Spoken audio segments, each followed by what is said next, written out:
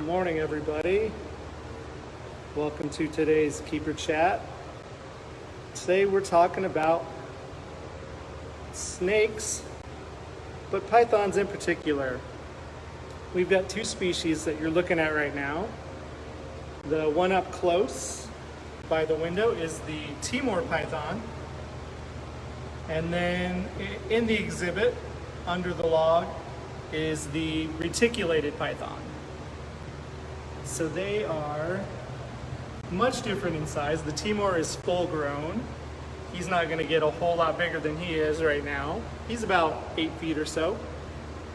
And then the reticulated python right now is 17 feet. And she could get a lot bigger, potentially. She's only about 7 years old. And I think last time we did this, we decided they could live to be about 30. Yeah, I think that's what we looked up, yeah. So she's still fairly young, and snakes can grow their entire lives. Now, obviously, they're going to do a lot of their growing while they're young.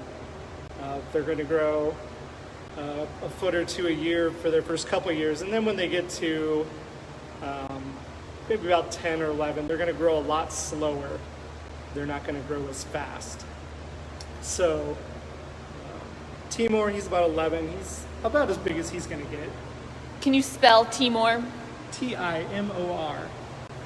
Ironically, they are not from the island of Timor. But they are from Southeast Asia and some of the islands down that way. They're one of the scrub pythons. If I've ever heard of those, probably not. He's got a really interesting pattern. His front half is kind of dappled, so it might be something that would hide with a bunch of leaves coming down, like sunlight filtering through leaves onto the forest floor. And then his back half is pretty much a solid brownish color. And I don't know what that adaptation would be for. Maybe because he's usually coiled up and laying on the bottom part, it doesn't need to have that coloration. But I think he's kind of cool. When you compare him to the reticulated python, she's pretty much got that same color from her head to her tail. Oh, she's waking up. She's waking Where's her face? Her face, I believe, is... In the middle? I think she's laying on her face, yeah. She'll probably pop it up. Hopefully here. she'll pop up. If I we- see her face now. Yeah, Is it buried? it's in the middle. You can stand on the bench if you want.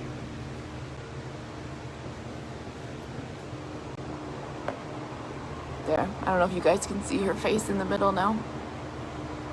Hopefully she'll wake up and check us out. Yeah. So snakes are predators. They do not eat any sort of plant material, vegetables, fruits, anything like that. It's all other animals. And mostly what they want is something furry. There are snakes that specifically prey on other snakes, like king snakes, but these guys are going to go probably for little mammals. They might go for some birds if they can get them, but they're going to spend a lot of their time on the forest floor, and that's where mammals hang out. So something like a Timor python is going to go for something rat-sized generally, and reticulated python is going to go for something bigger, potentially a small deer or a wild boar, or even something rabbit-sized if they can catch it. A lot of these snakes are kind of ambush predators, so they just lay down on the forest floor and don't move. And then when something comes by, they will grab it. Watching this snake climb, it's pretty amazing. Let me back up. Yeah. I'll stand over here so you can see. I'm about 6 feet tall. So he's about 6 feet up, resting partially on the bench, about 3 feet. Snakes are pretty much just a long line of muscles with all of their innards running in between those muscles.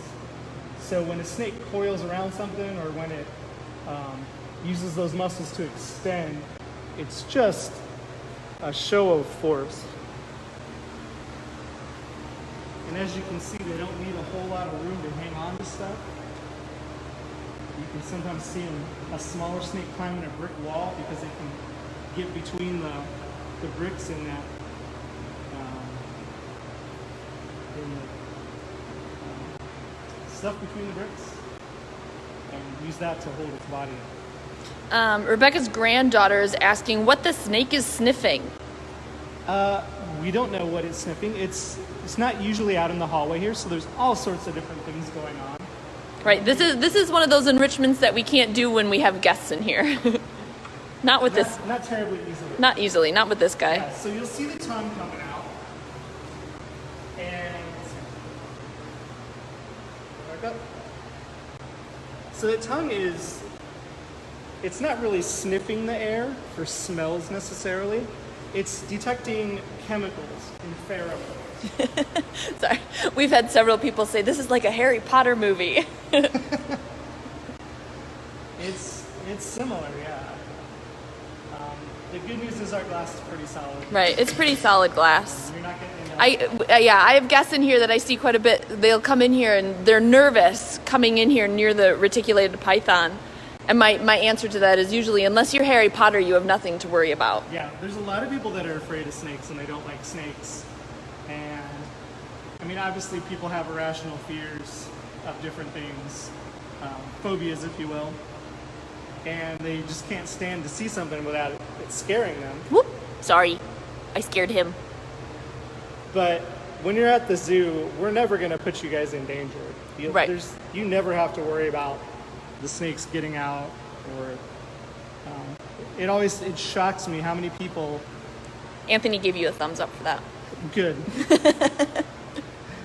It shocks me how many people don't want to be within 5 feet of a snake in a glass cage, but will stick their fingers through a tiger cage if given the opportunity. Right. And that's terrifying because the That's snake. terrifying to me. Even if this glass was not here, we could probably walk up and touch that snake without much of an issue. But sticking your fingers in the tiger cage will definitely get you to lose your You will fingers, lose a hand. if not your hand or your arm. Yeah. So Kathy has a good question. Is the reticulated python's size at all determined by the size of her enclosure? no, that's an old wives' tale. Same thing about goldfish, that if you put them in a small cage, they won't grow any bigger than their cage. So if we put her in a 300-gallon aquarium, we would just have a snake that eventually fills up a 300-gallon aquarium. She's not going to stay 3 feet long so that she fits in there. Likewise, if we put her on a 500-acre pasture, she's not going to get to the size of a blimp. She's going to be about the size she is now. And a lot of that, the snake size depends on how often they're fed, how healthy they are. So a lot of times when you hear people say things like they don't grow any bigger than the size of their tank, if you're keeping a big snake in a small tank, you're probably not feeding it well, it's probably not very healthy, it's probably stressed out. Those animals have a lot of health issues later on, Right. don't they? Exactly. And if you do have an animal, if you have an 11-year-old python that's 3 feet long, it's probably very sick. Yeah. So their insides will continue to grow. Yes. That's a lot of issues with gators. Yes. Our curator Peter is a crocodilian expert, having worked with them for many years. And he said that gators are a species that their outsides, their skin and muscles and things like that, will not grow any larger than their Enclosure. Thank you. So if you put a gator in a small tub like that black one back there, it's not going to outgrow that container, but its insides, its liver, its stomach, its lungs and things like that will continue to grow till eventually it suffocates itself. Yeah. That it just can't, it doesn't have any room for doing all the things it needs to do. Did you get a look at her head? Yeah. Awesome. Blaine is asking, how often do they shed? A lot of that depends on how often they eat and how much they're growing. So if you're feeding an animal a lot, like if we fed her every week, if she would eat that often, but if we fed her every week, she would grow a lot. So she'd be constantly shedding that skin so she could grow. If you feed them a normal amount, probably, how often does she shed? About 3 times a year, 4 times a year maybe. Yeah. So I'd have to look at her sheet. And then when they're full grown and they're not growing as much, when they're growing just a tiny bit every year, it might be like twice a year. I think some of our older snakes down in Zoo Lab, that's about what they do, is about twice a year. Sorry, I'm scrolling through questions, That's looking all right. for more. There's a lot of good comments. Mom asked how they hang on to smooth surfaces when they're climbing. Oh, hold on. Boss man forgot what time it was. Yeah. Okay, let's see if I can grab the underside of him. Oops. Of course not. Come on out. Well, that's also asking. I saw somebody asked why you keep moving the snake. Oh, here, Charlie is wondering why Eric is moving the snake. Because we don't want him to disappear someplace where we can't get him. So if he would climb on top of this exhibit. Yeah, I don't want him to go up on the roof of the retic Can we get a shot of this exhibit. side? Yeah, her belly. Everybody else, yeah. So see all those different scales? Those, through friction, can help grab onto things. And so if we're looking over here, what we're not seeing underneath is all of those lined scales underneath are grabbing onto that piece of window frame and helping hold her up.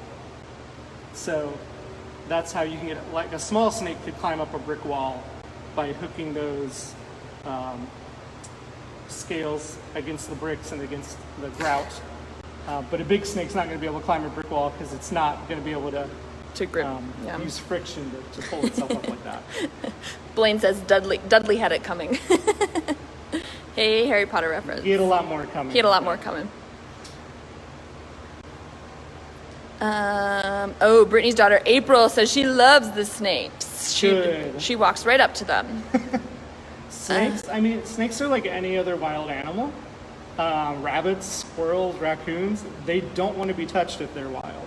So if you see one in your yard, yeah, it's probably going to bite you if you mess with it. Yeah. But if it's been around people its whole life, as long as you know when it's getting angry and when you need to stop, you can definitely handle them and pet them. And same thing with a dog. If just because a dog's been around its whole life doesn't mean it won't bite if you mess with it enough. So, yeah, snakes are awesome. They do an amazing, important job in our environment, which is keeping that population of little furry things. I'd rather small. have snakes in my yard than rodents that often carry lots of diseases. Yeah, you're not going to catch a disease from a snake. But if you've got rats or mice in your house, you could have plague, you could get hantavirus. There's all sorts of horrible things that rats and mice can bring to you that snakes aren't going to. How often do we feed these guys? Good question. We feed Nani, the big snake, about once a month or so, once every other month, depending on how warm it is. Yeah, it's not quite as often in the winter when it's cold. Right. And she'll let us know when she's hungry. She starts getting real active and showing us that she's hungry. Something like the Timor, we'll probably feed every 3 weeks. He'll get a couple rats. Yeah. Depending, again, snakes are called ectothermic, which used to be called cold-blooded. But that's not really true. They're not. Ectothermic means that they get their heat from the environment, whereas we're constantly producing heat. So that's how in the winter we can go out and run around and not get too cold too fast. Whereas a snake, if you put it outside, it probably wouldn't be able to move after about 3 minutes because all of that body heat would just be sucked out and it's not producing any more to replace it. So during the winter, when they're working hard to pull in heat from the environment and keep it, they don't worry as much about eating. It's not a high priority for them. But during the summer, when their body's plenty warm, they're getting plenty of heat from the environment, they can easily eat a bunch of food and metabolize it. Yeah. Chuck's daughter Caroline is asking what we feed them again. Okay. So, like I said, the Timor is going to eat mostly rats. You could feed it. The prey items we get all of our prey items shipped from a supplier, and they're already frozen, humanely euthanized and frozen. So we would never feed anything live out to one of our snakes because that can either injure the snake and it can be painful for the prey animal. Nobody wants to make a little mouse suffer.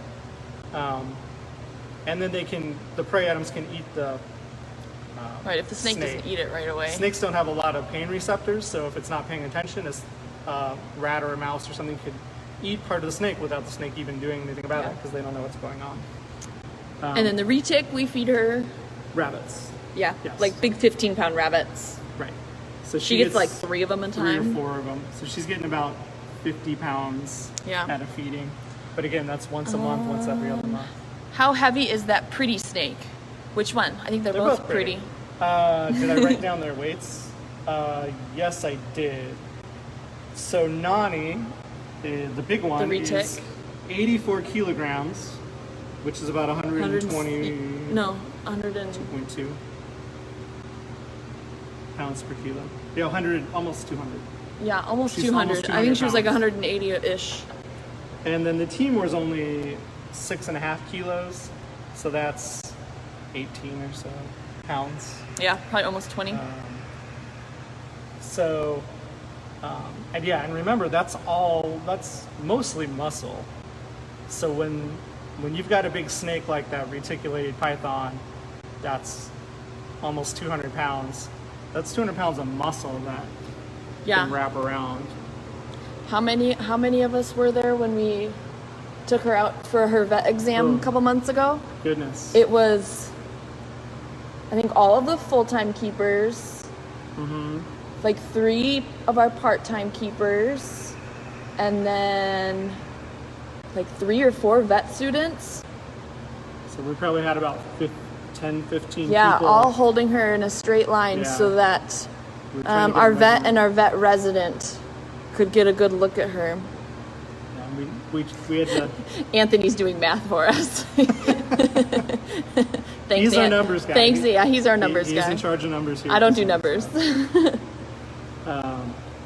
Yeah, and they're typically not going to constrict a human. But No, we're too big. The Timor, if it gets around your arm, you're gonna feel pressure. It's gonna feel like one of those blood pressure cuffs that's all fully inflated. Yeah. Something like the reticulated python, if it got around you and started squeezing, you're probably gonna lose circulation at some point. I've had a couple questions about how long these guys are. I think we still have our duct tape on the floor, so we can kind of show you guys. Hold on, Eric's pulling the Timor out again. Timor back where you belong. Okay, so This is the retic. Okay. So from me to Eric is how long our reticulated python is, which is just about 17 feet. And then the Timor, this guy. Excuse our extension cords, we've got fans going. So from me to Eric now is how long the Timor is. And that was, what, 8 feet? About 8 feet. Yeah. So they're pretty long. Yeah.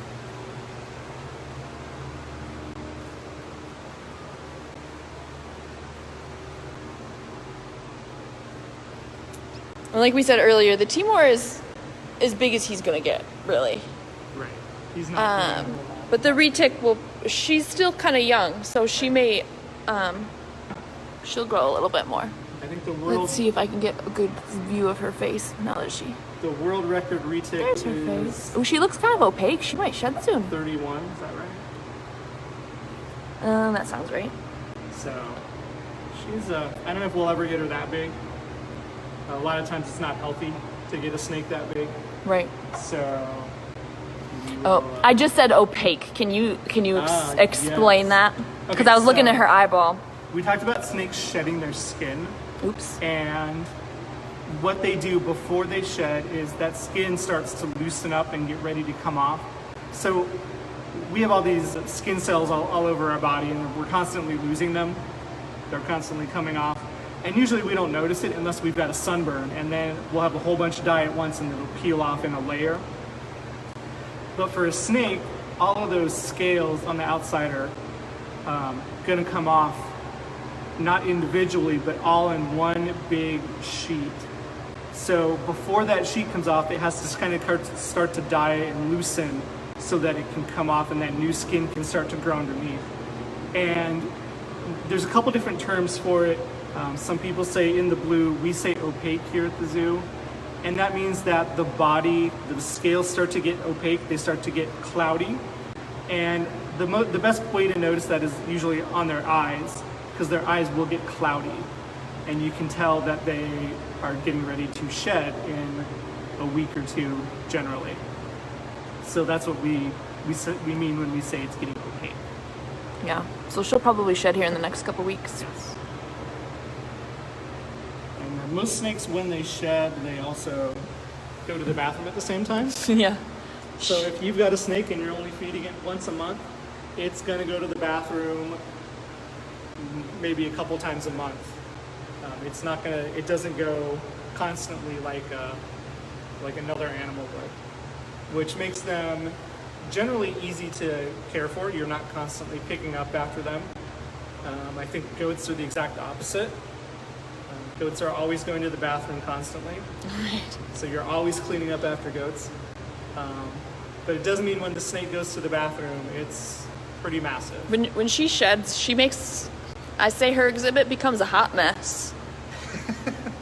It kind of looks like a bomb explosion. Right. There, It's a hot mess. There's skin everywhere. At least she usually goes to the bathroom in her pool. Yes. So we just have to clean the pool out really well.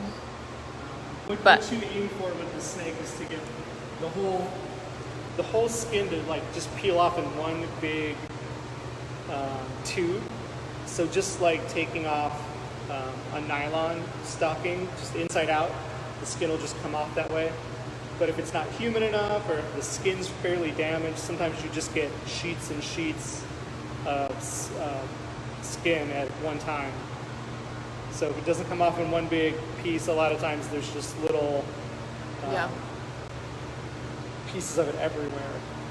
Oh, my mom is asking if I'm going to make more jewelry when she sheds. I may. I think I still have some shed from the last time. We've got a lot of different sheds from all the different animals. But yeah, if I think in another live a couple weeks ago, we had a necklace that I made. It's a little pendant with a little piece of her shed inside the pendant. And those are available for sale in the gift shop once we open back up. Or if you live out of town, I bet you can message the zoo and someone will get back to you. Yeah, there's pictures of them on our Facebook page. You'll just have to scroll back a ways to see them. And then we've got some from pretty much any snake we have here at the zoo, including our education snakes. Any of the reptiles that shed skin, I think I've got most of the sheds and then now. I've got some skink. Some of the lizards that the skink ones turned out really cool. That shed in sheets. We've got some of those. So. Yeah. So check them out. Yes. No human skin. No human skin. Not Silence of the Lambs. Thank you very much. Oh, Anthony's going to post a picture from the reticulated python physical to show how many staff members it took. Oh, cool. Anyway, all right. All right, so we will let you guys get back to your day. Thanks for joining us. And then tomorrow, it's already Wednesday tomorrow. It's already Wednesday. Where did the week go? Shannon, and I want to say she's doing chinchilla tomorrow. Yes, that's what I saw. Yep. So that'd be very cool. So join us tomorrow for that. And don't forget, we didn't bring it with us, but the lemur painting is, we'll be drawing for that next week if you donate through the donate button below. Yeah. So we'll see you later. Thanks, guys.